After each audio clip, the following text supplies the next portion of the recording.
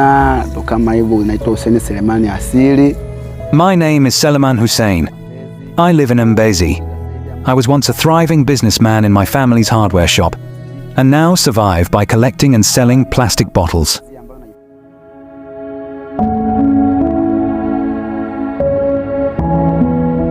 Hussein's life was not always this tough. He led a normal good life as he had a vibrant past and a bright future. But fate, as it often does, had other plans.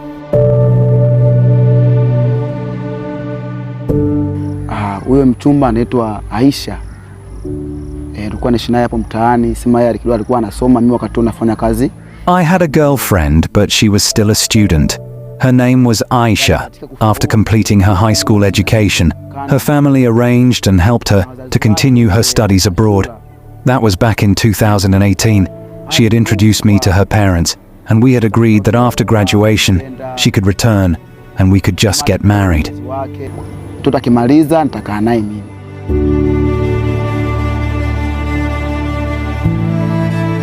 Life was flourishing for Hussein. He owned vehicles, ran a successful business, and eagerly awaited Aisha's return to start a life together. But only time will tell, they said.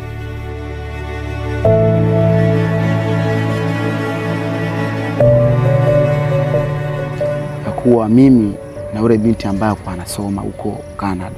She went to Canada. Unfortunately, her parents went bankrupt, so I stepped up and paid tuition for the first and second year. I could also send her some money, let's call it a stipend, for her to survive abroad. I was a proud boyfriend who was happy to see his girlfriend study. I thought it would benefit both of us. My parents had died and they had left me with shops that generated some good income. I thought investing in her would help us in the future. Ila bado kwa sababu mimi nampenda, sema nisichoke. Zikana baada ya kumaliza huko chuo, atakosoma, akimaliza tutakuwa pamoja na mimi. Within 5 years abroad, the distance didn't hinder their relationship, and Aisha often visited home during breaks. The couple stayed connected, their bond seemingly unbreakable. Blinded by love, Hussein was ready to do everything to keep the girl's dream alive.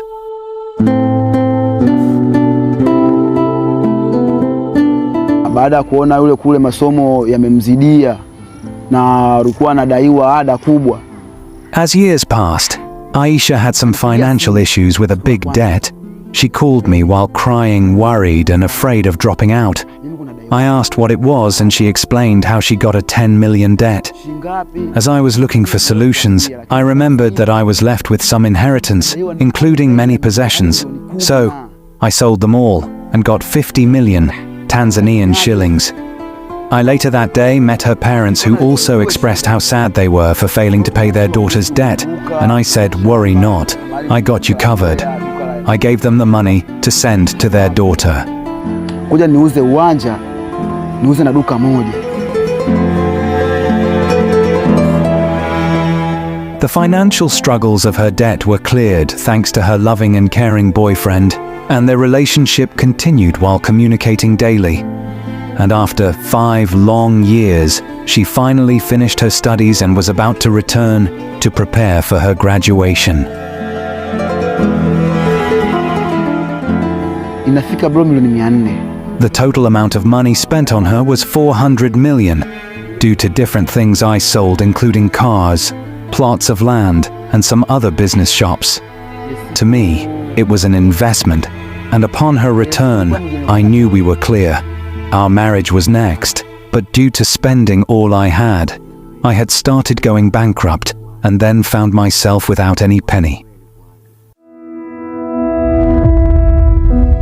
Upon Aisha's return, the harsh truth unraveled. Selemani, now bankrupt, was abandoned by the woman he sacrificed everything for. To make matters worse, she did not even invite him to her graduation party. She cut ties, leaving him heartbroken and abandoned by his family.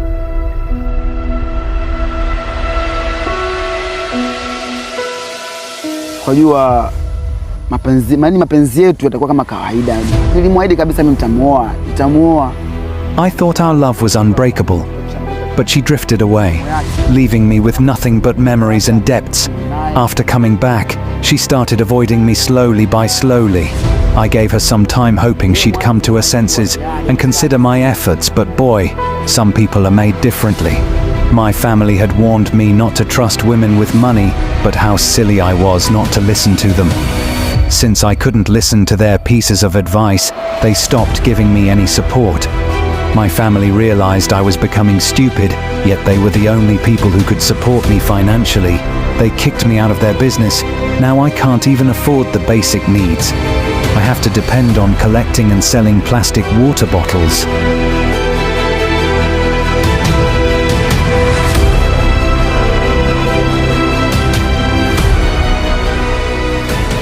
Wazazi wake walikuwa naongea nao ili walikuwa chukulia jambo la kawaida. The girl whom I spent my hard-earned money on now does not consider me to be human. Whenever we meet, she just ignores me. She knows I sacrificed my life because of her, but still doesn't care. I never thought things would turn out this way. Maybe there were signs, but I couldn't read them. Maduka hakuna hata moja.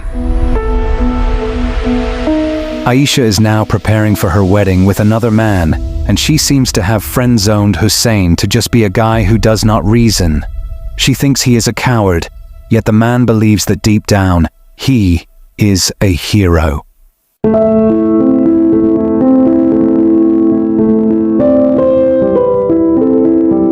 Familia shanitenga muda, familia shanitenga.